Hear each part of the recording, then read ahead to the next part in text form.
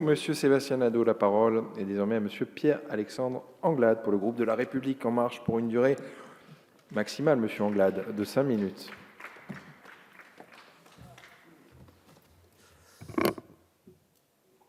Merci. Monsieur le Président, Madame la Garde des Sceaux, Monsieur le rapporteur, mes chers collègues, la proposition de loi qui nous est soumise aujourd'hui poursuit un objectif vertueux, celui de la maîtrise de l'inflation normative. Cet objectif est vertueux quand on connaît le coût de la surréglementation pour nos entreprises, mais aussi pour nos dépenses publiques. Cet objectif de maîtrise de la production normative, notre majorité le partage et le poursuit.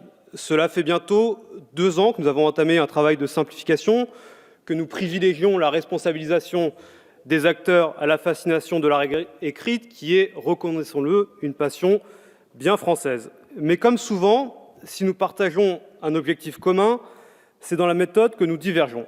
Je souhaiterais ici, monsieur le rapporteur, revenir sur l'article 2 de cette proposition de loi qui vise à lutter contre la surtransposition des directives européennes en interdisant aux législateurs de poser des exigences supérieures à celles posées dans le droit européen.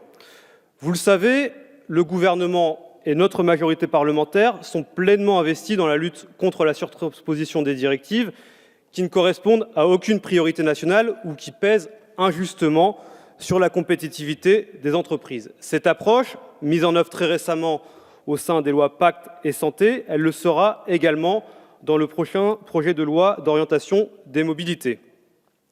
Mais comme je le disais précédemment, c'est dans la méthode de la lutte contre les surtranspositions que nous nous différencions. En effet, vous appelez dans votre proposition de loi à supprimer purement et simplement toute surtransposition de directives européennes.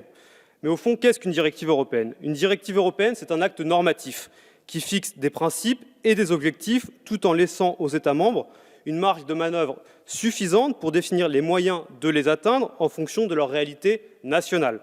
Ce sont donc des instruments souples avec des seuils minimums à respecter, mais aussi une marge de manœuvre permettant d'atteindre des objectifs nationaux bien définis. C'est la raison pour laquelle nous ne souscrivons pas à l'approche systématique et radicale que vous proposez et que nous préférons une approche pragmatique, au cas par cas, parce qu'une surtransposition de directives peut aussi se faire au bénéfice de nos concitoyens. C'est le cas dans le secteur de la santé. L'obligation, par exemple, de recourir à un paquet neutre pour les cigarettes va, par exemple, au-delà de ce que prévoit la directive sur la commercialisation du tabac. C'est également le cas en matière environnementale. La France a interdit l'exploitation d'hydrocarbures et fixé des objectifs de recyclage plus ambitieux que ne le fait l'Union européenne dans sa feuille de route sur l'économie circulaire. C'est aussi le cas dans le domaine social. On peut citer la durée du congé maternité, 16 semaines en France contre 14 semaines minimum dans la directive européenne. Et puis enfin, dans le domaine de la protection des consommateurs, la France a conservé le délai de rétractation de 8 jours pour les crédits, alors que le droit européen permet de le supprimer. Ces exemples sont autant de cas manifestes de surtransposition de directives européennes, mais ce sont aussi et surtout de vraies avancées pour les Françaises et les Français. Devrait-on réellement les remettre en cause avec cette proposition de loi? Je ne le crois pas, et pour ma part, je pense qu'il est nécessaire de conserver un juste équilibre entre la suppression des surtranspositions injustifiées et le maintien de celles qui protègent les Français.